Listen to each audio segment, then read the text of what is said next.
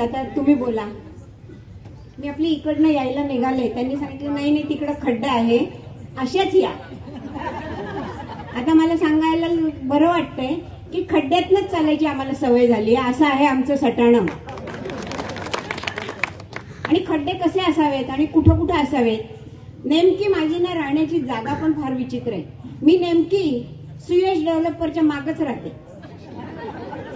जिथं दोन्हीही नगर अध्यक्षांचे उमेदवारांची ऑफिसेस गेल्या कित्येक वर्षापासून आहेत. आणि मला सांगायला म्हणजे खरंच मजा वाटते, माझ्या घरापासून मी निघाले तर तेजल मेडिकल पर्यंत सुद्धा जायचं म्हटलं अंगावर काटा येतो, अक्षरशः काटा येतो. म्हणजे रस्ते पाहिले तर कधी डुक्कर मध्ये येईल, कधी कुत्र मध्ये येईल, आणि गाई तर कधी उधळतात, त्यांची कुठं सभा असते हे मला आजपर्यंत कळलेलं नाही. आणि किती वेळा ही गोष्ट तुमची ऑफिसेस तिथं असताना तुम्हाला दिसू शकत नाही का की इथं गायींचा बंदोबस्त केला पाहिजे.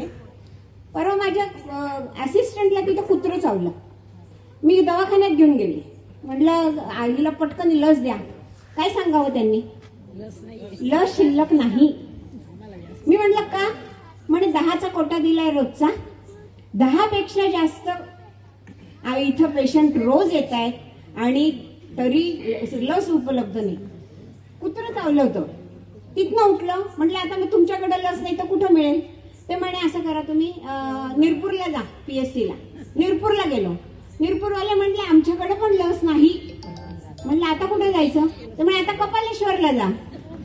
मग कपालेश्वरला गेलो, पण तेव्हा आम्ही जरा हुशार झालो.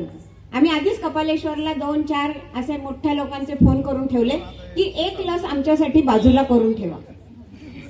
ही जर परिस्थिती आहे, तुम्हाला ही मोकाट गुरं कोणी आवरायची.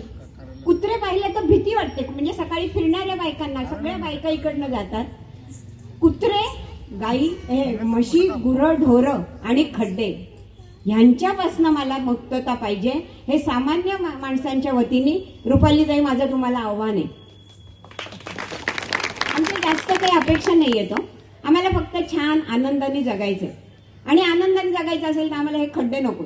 या खड्ड्यात रोज कोणीतरी पडतं आणि रोज कोणाला तरी ऍक्सिडेंट होतो. असा एक दिवस जात नाही की ऍक्सिडेंट झालेला नाहीये, असा एक दिवस जात नाही की सटाणा PSC मधल्या 10 कुत्र्याच्या लसी कोणाला लागल्या नाहीये.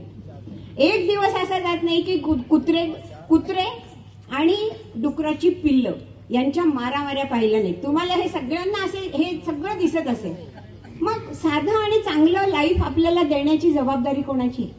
साधं आणि चांगलं लाईफ द्यायचं असेल तर ते रुपालीताई आम्ही तुमच्याकडनं अपेक्षा करतो. आणि म्हणून मला इथं म्हणजे मला ना सामान्य माणसाच्या दृष्टीने खूप छोटे छोटे प्रश्न पडत राहतात.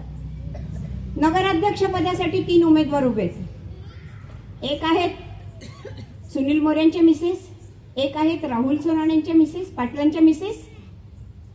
मग हे 2 सक्षम उमेदवार आहेत असा त्यांनी जरी प्रचार केला तरी मला एक प्रश्न कळला नाही, ज्याचं उत्तर तुम्ही मला दिलं तरी सुद्धा चालेल. तरी सुद्धा वॉर्ड नंबर 5 मध्ये सुनील मोरे का बरं नगरसेवकासाठी उभे राहिले, का बरं राहुल पाटलांच्या मिसेस उभे राहिल्यावर ते उभे राहिले. म्हणजे तुम्हाला गॅरंटी आहे की हे 2 नगराध्यक्ष पदाचे वरचे उमेदवार सक्षम नाहीत. तुम्हीच सांगताय, हे आमचं गणित आहे, हे आमचं लॉजिक आहे. आणि ह्याला जर तुम्हाला काही वेगळं उत्तर सुचत असेल तर तुम्ही जरूर द्यावं. आणि म्हणून मला खात्रीच आहे की झेरॉक्स आम्हाला नको. आम्हाला काम करणारा माणूस पाहिजे, हक्काने काम करणारा माणूस पाहिजे.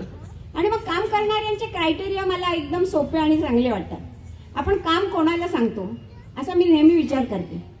आपल्या घरामध्ये जरी 4 माणसं असली तरी आपण काम कोणाला सांगतो.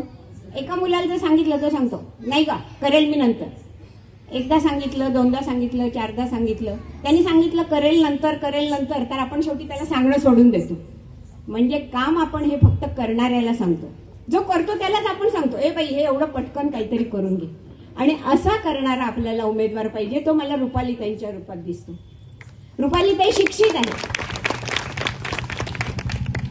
नुसते शिक्षित नाहीये तर स्वतःच्या घरचा व्यवसाय तर सांभाळतातच, पण सटाणा मर्चंट बँकेचे चेअरमन आहे. ही गोष्ट मला काय महत्वाची वाटते, कारण सगळं गणित आर्थिक भोवती फिरत असतं. आता साहेबतात्यांनी सांगितलं की बघा सगळ्यांच्या परिस्थित्या काय आहेत आर्थिक. ह्या आर्थिक परिस्थितीमध्ये एखाद्या बँकेचं चेअरमन सांभाळणं ही अत्यंत कठीण आणि महत्वाची गोष्ट आहे.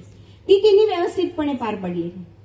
मी तिला नेहमी सांगायची की माझ्याकडं माझ्या व्यवसायाच्या निमित्ताने खूप अशा पीडित महिला येतात, म्हणून मला असं वाटायचं. त्यामुळे सांगतात आम्हाला कुठं कर्ज सुद्धा मिळत नाही, छोट्या छोट्या भाजीपाल्यावाले असतात किंवा किरकोळ धंदे करणारे असतात. मी तिला सांगितलं या बँकेतनं बघ या बायकांना काही करता येईल का. त्या बँकेचे नॉर्म्स आहेत, त्यांचे काही क्रायटेरिया असतात, ते पूर्ण करणं बायकांना जमत नाही. मी तिला म्हटलं काहीतरी दुसरी व्यवस्था कर. आणि मला सांगायला खूप अभिमान वाटतो की त्याच्यासाठी तिने रेखाश्री महिला पतसंस्था स्थापन केली. हे सोपं काम नाही. तुम्ही तहसील कचेरीमध्ये जा आणि एक कागद काढायला सांगा, तुम्हाला 10 चक्रा मारायला लागतात. एक पतसंस्था उभं करणं हे फार मोठं काम आहे आणि ते सुद्धा तिने करून दाखवलं. म्हणजे बचत गट तिने स्थापन केले. बचत गटाच्या माध्यमातून तिने खूप मोठं महिलांचं संघटन केलेलं आहे. रुपालीताई, माझ्याकडनं तुमची जी अपेक्षा आहे आणि जी तुम्ही पुरी कराल असं मला वाटतं तेही मी सांगते, कारण मी या सगळ्यांच्या वतीने पण आज बोलतेय तुमच्याशी.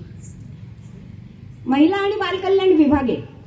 महिला आणि बालकल्याण विभागामार्फत केंद्र आणि शासनामार्फत महिला सक्षमीकरणासाठी प्रशिक्षण वर्ग दिले जातात. प्रशिक्षण वर्ग प्रत्येक दिले गेल्याच्या नोंदी नगरपालिकेत आहेत. किती महिला प्रतीक्षित झाल्या, किती महिलांना प्रशिक्षण मिळालं आणि किती महिला त्यातनं स्वतःच्या पायावर उभ्या राहिल्या. रुपालीताईंनी एवढे बचत गट स्थापन केलेले आहेत. त्यांना जर हे प्रशिक्षण घेतलं आणि त्यांनी काही वस्तू उत्पादन केल्या आणि त्याच्या वितरणाची व्यवस्था केली तर एक मोठा आदर्श आपल्या पुढे निर्माण होणार आहे. आणि ह्याचं फाउंडेशन रुपालीकडे तयार आहे, बचत गट तयार आहे.